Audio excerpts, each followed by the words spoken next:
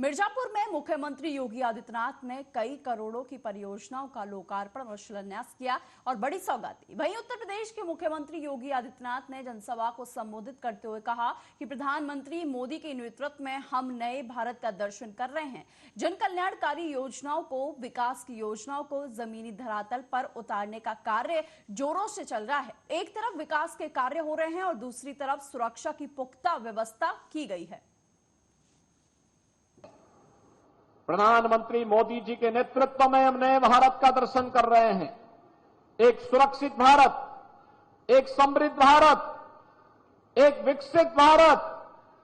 प्रधानमंत्री मोदी जी आज दुनिया के अंदर किसी भी देश में जाते हैं, पूरा देश पलक पावड़े बिछा करके उनके स्वागत के लिए आता है, खड़ा होता है। बहनों और भाइयों, यह इसलिए क्योंकि मोदी जी का समर्पण देश के लिए है, अपने देश के लिए है। हर काम देश के नाम, उसके माध्यम से जन योजनाओं को, जन कल्याणकारी योजनाओं को, विकास की योजनाओं को जमीनी धरातल पर उतारने का कार्य हो रहा है। विकास के कार्य मजबूती के साथ आगे बढ़ना और रहने के कार्य हो रहे हैं।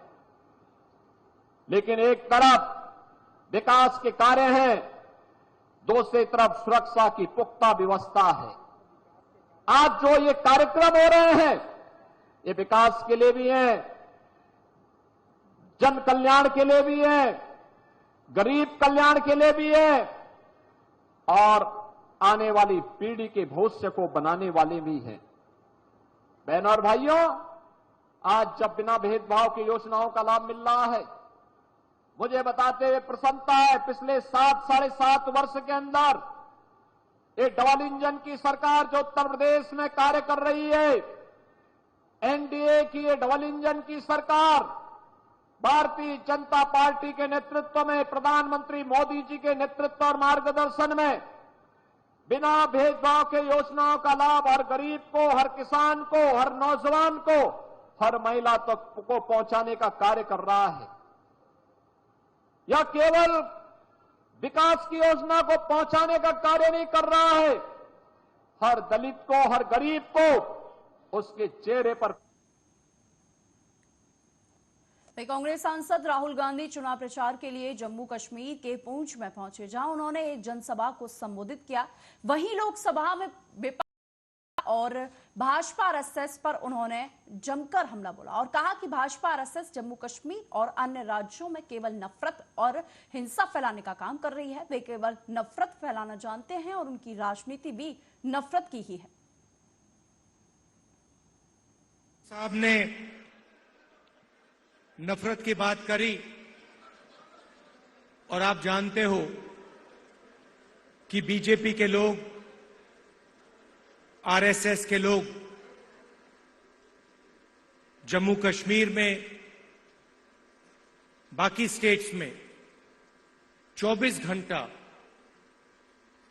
नफरत और हिंसा फैलाते हैं। जहां भी ये जाते हैं, भाई को भाई से लड़ाते हैं। जम्मू कश्मीर में, उत्तर प्रदेश में, बिहार में, मणिपुर में, पूरे देश में ये नफरत फैलाते हैं।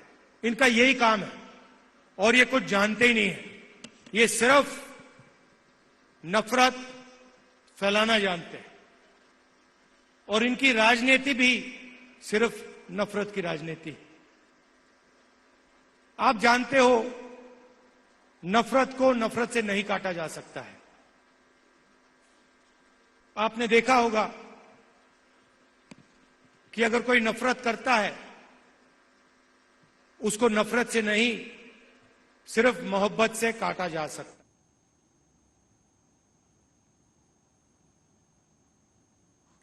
वहीं तिरुपति प्रसादम विवाद पर केंद्रीय मंत्री चिराग पासवान ने कहा कि यह घटना जितनी चिंताजनक है उतनी ही निंदनीय है। जिस तरह से करोड़ों लोगों की भावनाओं को ठेस पहुंचाई गई है, उसे बर्दाश्त नहीं किया जाएगा। जो भी इसके लिए जिम्मेदार होगा, उसके खिलाफ कड़ी कार्रवाई की जाएगी। देखिए, ये घटना जितनी चिंताजनक है उतनी ही निंदनीय भी है। जिस तरीके से करोड़ों लोगों की भावना को ठेस पहुंचाया गया है, ऐसी घटना को कतई बर्दाश्त नहीं किया जा सकता। इसमें जो भी कोई दोषी होंगे, ये विश्वास सरकार आपको दिलाना चाहती है कि जो भी कोई इसमें दोषी होंगे उसके ऊपर कड़ी से कड़ी कार्रवाई की जाएगी, ताकि भविष्य में कभी ऐसी घटना दोबारा न घटे। वहीं शिवसेना यूबीटी के नेता संजय राउत ने कहा कि सुप्रीम कोर्ट हमें न्याय नहीं दे पा रही है। बीजेपी सरकार वाले राज्यों में चुनाव जीतने के लिए कुछ भी हो सकता है। आगे उन्होंने क्या कुछ कहा, सुनिए। क्या देखिए, इस प्रकार से कार्यक्रम होते हैं। अगर किसी राज्य में हाईकोर्ट का निर्माण होता है या हाईकोर्ट का भूमि पूजन होता है तो चीफ जस्टिस आते हैं, वहां के मुख्यमंत्री आते हैं। मैं उसके ऊपर कोई राजनीतिक टिप्पणी नहीं करूंगा, लेकिन जरूर ये सुप्रीम कोर्ट न्याय देने में हमको असफल रही है। ट्रेन हादसा जो है लगातार उसकी संख्या बढ़ती जा रही है। एक बार फिर मध्य प्रदेश में जो है जो जवानों की ट्रेन है उसको जवानों की ट्रेन का हादसा है या और कुछ है। जो पुलवामा में हुआ था, आपको मालूम है, बीजेपी शासित राज्यों में चुनाव जीतने के लिए कुछ भी हो सकता है। उस बारे में गृह मंत्री ने जवाब देना चाहिए कि बार बार ऐसी घटनाएं क्यों होती है। अब तक ये पुलवामा का जांच नहीं कर पाए हैं, और अगर जवानों की जो ट्रेन है उनके ऊपर कोई इस प्रकार का घातपात या गड़बड़ होती है तो जिम्मेदार वहां की भाजपा शासित सरकारें है, गृह मंत्री है और रेलवे मंत्री है, और कौन हो सकता है। चलो क्या देखिए, इस प्रकार से कार्यक्रम होते हैं। अगर वहीं कांग्रेस नेता रमेश चेन्नीथला ने विधानसभा चुनावों को लेकर कहा कि हम विधानसभा चुनाव के बाद मुख्यमंत्री पद पर चर्चा करेंगे। हमारा लक्ष्य भ्रष्ट बीजेपी सरकार को सत्ता से हटाना है। जो लोग एक राष्ट्र एक चुनाव की बात करते हैं, वे क्यों क्या उन्होंने हरियाणा और जम्मू कश्मीर के साथ महाराष्ट्र में चुनाव की घोषणा नहीं की। चुनाव की घोषणा जल्द से जल्द जानी चाहिए, क्योंकि जनता ने राज्य सरकार को सत्ता से हटाने का मन बना लिया है। वहीं उन्होंने तिरुपति लड्डू प्रसादम विवाद को लेकर भी कहा। क्या कहा उन्होंने, सुनिए। हमने पहले भी बोल चुका है, चीफ मिनिस्टर की बात इलेक्शन के बाद हम डिस्कस करेंगे। अभी उसके ऊपर कोई डिस्कशन नहीं है। कोई कार्यकर्ता, कोई पार्टी का नेता अपना मीटिंग में अपना वक्तव्य बताया होगा, लेकिन महाविकास आघाड़ी ये निर्णय किया है कि चुनाव के बाद हम चीफ मिनिस्टर के पद के बारे में डिस्कस करें। चीज चुनाव के बाद ही होगा ना चर्चा। अभी तो हमारे एक ही मकसद है, सरकार बनाना है। बीजेपी जो करप्ट गवर्नमेंट, भ्रष्ट सरकार है, वो सरकार को हटाने की बात है। उसके लिए सारे लोग मिल करके अभी काम कर रहे हैं। कोलिशन में हर पार्टी का अपना कद होते हैं, तो चुनाव के बाद हम लोग बैठ करके इसके ऊपर निर्णय करेंगे। कांग्रेस का कद बड़े भाई का है कि छोटे भाई का है, क्या है? नहीं, कोलिशन में कोई बड़े भाई नहीं है, छोटे भाई नहीं है, सब एक साथ है। छोटा भाई हो, छोटा पार्टी हो, बड़ा पार्टी हो, छोटा। हमारे महाविकास आघाड़ी में बहुत सारे छोटा पार्टी है, सीपीएम है, पीडब्ल्यूपी है, बहुत सारे हैं। ये सब हम लोगों को एक साथ लेके चलने वाले हैं। कोई बिग ब्रदर एटीट्यूड कोई भी नहीं करेगा। ये तो बड़ी गंभीर मामला है, इसके बारे में तो सोचना चाहिए। तिरुपति में करोड़ों के लोग जा रहे हैं या निष्ठा से जा रहे हैं। इधर जो खबर आ रही है तो अत्यंत दुख की बात है। इसके बारे में लोगों को सरकार बताना चाहिए क्या असलियत क्या है।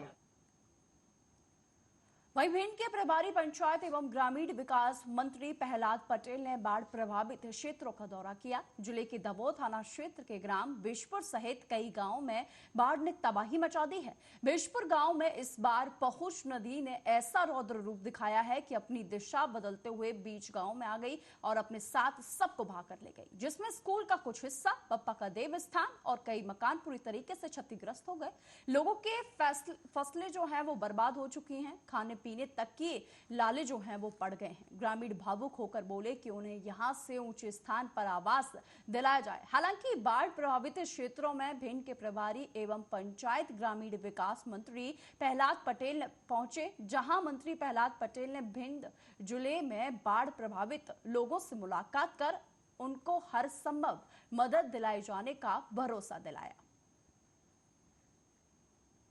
लेकिन कोई कुछ नहीं करता है। सब राजनीति के लिए आते हैं, कुछ नहीं करते हैं, देख के चले जाते हैं।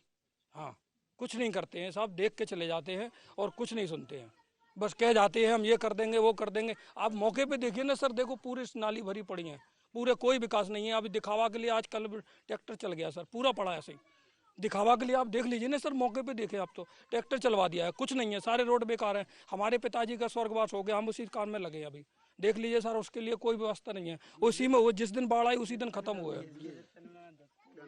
मेरा नाम कड़ोरे है, पिताजी का नाम हरचरण था। लेकिन मुझे गर्व भी है और मुझे ये कहते हुए खुशी भी है कि जिला प्रशासन ने, माननीय सांसद ने, हमारे विधायकों ने इस आपदा के क्षेत्र में तुरंत कार्यवाही करके उस समय उन पीड़ितों के साथ वो खड़े हुए। आपदा गुजर जाने के बाद जो नुकसान होते हैं, आज मैं ब्रिजपुर गया था, वहाँ जाकर जब मैं देखता हूँ तो कुछ चीज़ें विश्वास करने योग्य नहीं होती।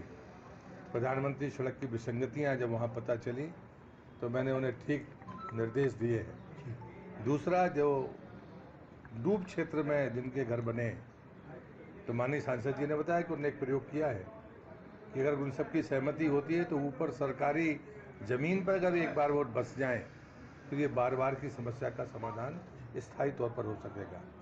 उसी ब्रिजपुरा गांव का एक गांव ऐसा है जहाँ एक भी प्रधानमंत्री आवास नहीं है।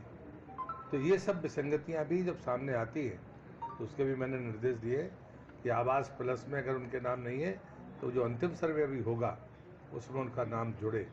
और जो कनेक्टिविटी की बातें गांव के लोग करते हैं वो भी हमारी आंखों के सामने दिखती है। तो जाना सदैव अच्छा होता है जब हम जनता के बीच में जाते हैं, और यही भारतीय जनता पार्टी और उसकी सरकार की रीति नीति है। प्रधानमंत्री भी इसी बात को कहते हैं। इसलिए ये सच है कि आज का दिन स्वागत सत्कार का दिन नहीं था, लेकिन मैं गांव के लोगों का आभारी हूं जिनने इतना स्नेह। बिहार शरीफ सदर अस्पताल में एक अजीबोगरीब घटना घटी है। सोमवार को सफाई कर्मी ने सूचना दी कि वह सुबह से ही पहले मंजिल स्थित बाथरूम का दरवाजा अंदर से बंद है। कर्मी की सूचना पर नगर थाना पुलिस को भी इसकी सूचना दे दी गई। पुलिस मौके पर पहुंची तो दरवाजा अंदर से बंद था। पुलिस जब कर्मियों की मदद से दरवाजा तोड़ा गया तो अंदर एक युवक फर्श पर गिरा हुआ पड़ा मिला। जब स्वास्थ्य कर्मी नब्ज टटोली गई तो उससे उन्होंने मृत घोषित कर दिया कि ये मरा हुआ है। धीरे धीरे शौचालय में शव मिलने की खबर अस्पताल में आग की तरह फैल गई। वहीं सिविल सर्जन जब बाथरूम में आकर देखे तो उन्होंने भी नब्ज बिना टटोले सफाई कर्मी को पोस्टमार्टम के ले जाने का आदेश उन्होंने दे दिया। जैसे ही युवक के कानों तक ये बात पहुंची वह उठ खड़ा हुआ, जिसके बाद सिविल सर्जन भी हक्का बक्का रह गए। जिसने भी इस घटना को जाना, जिसने भी इस घटना के बारे में सुना, वो हंसते हंसते लोटपोट हो गया।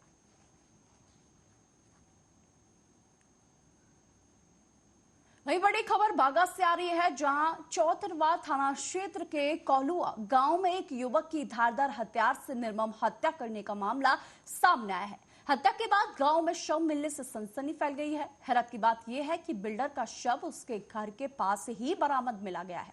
बताया जा रहा है कि मृतक शमशेर गुजरात से घर लौटा था, जो बिल्डर का काम करता था। मृतक शमशेर का शव घर के बाहर ही खून से लथपथ अवस्था में मिला। मृतक के शरीर पर कई गहरे जख्म के निशान पाए गए, जो धारदार हथियार से हमले के प्रतीत हो रहे थे। लिहाजा मृतक की पत्नी पर अवैध संबंध में हत्या की आशंका जताई जा रही है, क्योंकि पुलिस को उससे कुछ प्राथमिकी जानकारी भी प्राप्त हुई है। इधर सूचना के बाद मौके पर पहुंची चौतरवा थाने की पुलिस ने शव को कब्जे में लेकर पोस्टमार्टम के लिए बगा अनुमंडल अस्पताल भेज दिया। पुलिस घटना को लेकर विभिन्न बिंदुओं पर जांच कर रही है। थानाध्यक्ष चौतरवा द्वारा सूचना मिली थी सुबह कि एक डेड बॉडी मिली हुई है कोलुआ चौतरवा गांव में। थानेदार के द्वारा खुद जाके इंस्पेक्टर साहब वहाँ गए थे और साथ में एफएसएल की टीम भी गई थी। तो वहाँ पता चला एक मृतक है शमशेद आलम, पिता का नाम है शेख मुजामिल, उनका बॉडी था और हत्या की प्रथम दृष्टया हत्या किया हुआ प्रतीत हो रहा था। फिर पूछताछ के दौरान पता चला कि पति पत्नी के बीच में विवाद में पत्नी के द्वारा मारकर हत्या की गई थी और साथ में उनकी साली जो नाबालिग है वो भी वहाँ रहती थी, उसके द्वारा बॉडी को खींच के बाहर लाया गया था। तो प्रथम दृष्टया यह हत्या का मामला प्रतीत होता है। अभी तक मृतक के परिवारजनों के द्वारा प्राथमिकी नहीं दर्ज की गई है। वहीं राजधानी पटना से सटे बेहटा थाना क्षेत्र के अमनाबाद सोन नदी घाट के पास मछली पकड़ने गए युवक की गोली मारकर हत्या कर दी गई। मृतक युवक की पहचान अमरजीत कुमार के रूप में की गई है। इधर मौत की जानकारी मिलने के बाद मृतक के परिजनों में कोहराम मचा हुआ है। इधर घटना की सूचना मिलने के बाद बेहटा थाना की पुलिस मौके पर पहुंचकर मामले की जांच में जुट गई है।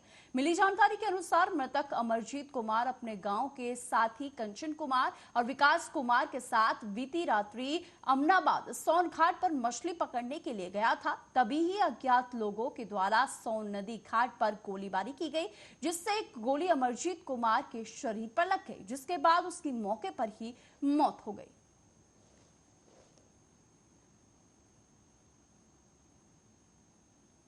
वहीं विगत दिनों कटनी रेलवे स्टेशन रोड में भीड़ भाड़ वाले क्षेत्र में गोली चलाकर आतंक फैलाने वाले गिरोह के 4 सदस्य पुलिस के पकड़ में आए हैं। अन्य शेष 2 आरोपी अभी भी पुलिस की गिरफ्त से दूर हैं। आपको बता दें कि सभी आरोपियों के नाम पर पूर्व में अनेकों थाने में आपराधिक मामले दर्ज हैं। इन आरोपियों में से एक नाबालिग भी शामिल है जो आपराधिक प्रवृत्ति का है। कोतवाली पुलिस प्रभारी आशीष शर्मा ने बताया है कि सभी एक राय होकर चाय ठेला लगाने वाले ओम गोस्वामी को गोली मारने आ रहे थे। तभी एक राहगीर जो जिला भदोही उत्तर प्रदेश निवासी को गोली लग गई, जिसका जिला अस्पताल में इलाज कराया गया है। बाद में गंभीर हालत होने पर उसे मेडिकल कॉलेज जबलपुर के लिए रेफर कर दिया गया। आज कोतवाली पुलिस ने घटना में लिप्त सभी अपराधियों को गिरफ्तार कर मीडिया के सामने लाया गया और जेल भेजने की कार्रवाई शुरू कर दी गई।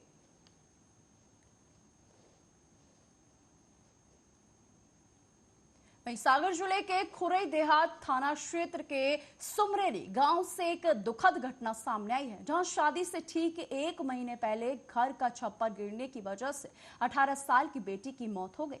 घटना के बाद से घर में मातम पसरा हुआ है। दरअसल सोमवार की सुबह सरिता सिंह ठाकुर अपने घर पर सो रही थी। अचानक कहीं से बंदर आए और वह घर की छत पर कूदने लगे, जिसकी वजह से कच्चे घर का छप्पर टूटकर भरभरा कर नीचे गिर गया। सरिता उसमें दब गई। घर वालों को भरभराने की आवाज आई तो वह दौड़कर बाहर आए। देखा वहां उसकी बेटी जो है वो मलबे में दबी हुई पाई गई। उसको वहां से निकाल कर खुरई सिविल अस्पताल में पहुंचाया गया, लेकिन डॉक्टरों ने उसे मृत घोषित कर दिया। मृतिका सरिता ठाकुर के भाई ब्रजेंद्र सिंह ने बताया है कि उसकी बहन कमरे में सो रही थी। सुबह अचानक से बड़ी संख्या में बंदरों के झुंड ने घर के छप्पर पर उछल कूद करने लगे, जिनके कारण उनके घर का छप्पर जो है वो भरभरा कर नीचे गिर गया और उसके कारण उनकी बहन नीचे दब गई और उसकी मौके पर ही मौत हो गई। चले सर 50 साल बन रहा है, पूरे घर पे दिन रात चलते हैं, छप्पर पूरे गिर के दीवार गिर गई पानी की सहायता। चले सर 50 साल बन रहा है, पूरे घर पे दिन रात चलते हैं, छप्पर पूरे गिर के दीवार गिर गई पानी की सहायता। फिर क्या हुआ? एक एक्सपायर हुई सिस्टर है। बिजनौर जिले के हल्दौर थाना क्षेत्र के ग्राम खारी में एक दिल दहला देने वाली घटना सामने आई है। स्थानीय निवासी कारी सफुर रहमान, जिनका 25 जुलाई 2024 को निधन हो गया था, उनके कब्र से किसी अज्ञात व्यक्ति द्वारा उनके शव का सिर गायब कर दिया गया है। कारी के बेटे ने शिकायत में बताया है कि घटना का पता आज सुबह चला, जब परिवार के किसी सदस्य को सूचना मिली कि उनके पिता की कब्र को किसी ने क्षतिग्रस्त किया है। परिवार के सदस्य जब कब्रिस्तान पहुंचे तो उन्होंने देखा कि कब्र के ऊपर लगे 2 तख्ते हटा दिए गए हैं। कब्र से कारी का सर गायब था। इस भयावह घटना से पूरा परिवार जो है वो सदमे में है।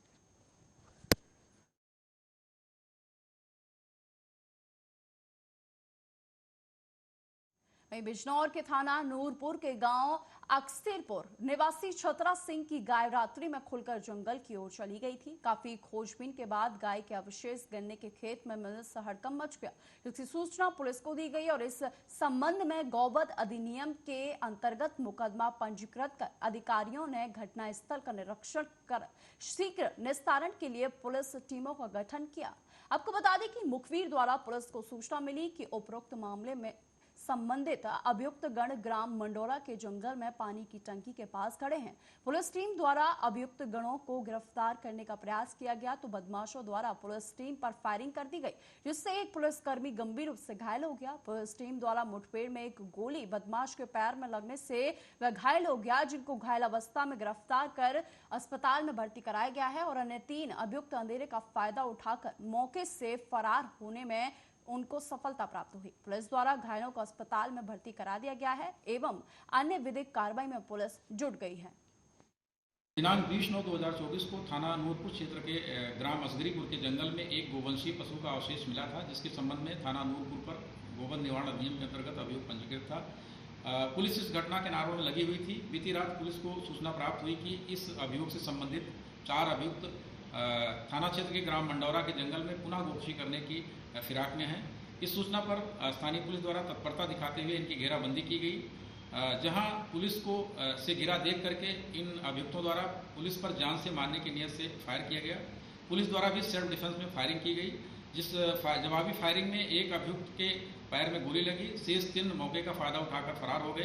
पुलिस द्वारा घायल अभियुक्त से पूछताछ की गई तो उसने अपना नाम सुल्तान सनाप इलियास निवासी गावड़ी पनियाला थाना नूरपुर बताया। इसके विरुद्ध लगभग आधा दर्जन मुकदमे पूर्व से पंजीकृत हैं। इसके द्वारा अपने साथियों का नाम आरिफ सनाप इलियास, मुल्लू सनाप मुर्तजा निवासी गावड़ी पनियाला व सलीम सनाप अतीक निवासी मोहल्ला मोहम्मद नगर थाना नूरपुर बताया। इस कार्रवाई में एक उप निरीक्षक के भी चोटें आई। घायल अभियुक्त सुल्तान से एक 315 बोर का तमंचा, खोखा कारतूस, जिंदा कारतूस व गोवध से संबंधित अन्य उपकरण बरामद हुए। पूछताछ पर इसने अपना बताया कि वह अपने साथियों के साथ छुट्टा जानवरों को रात्रि में मौका देख करके जंगल में ले जा करके उनका वध कर देता था और मीट को जो है मांग के अनुसार बेच देता था। इस दोनों घायलों को पुलिस द्वारा अस्पताल में भर्ती कराया गया, जहां इनका इलाज चल रहा है। फिलहाल के बुलेटिन में सिर्फ इतना ही। देश और दुनिया की तमाम खबरों के लिए देखते रहिए आर्यन न्यूज।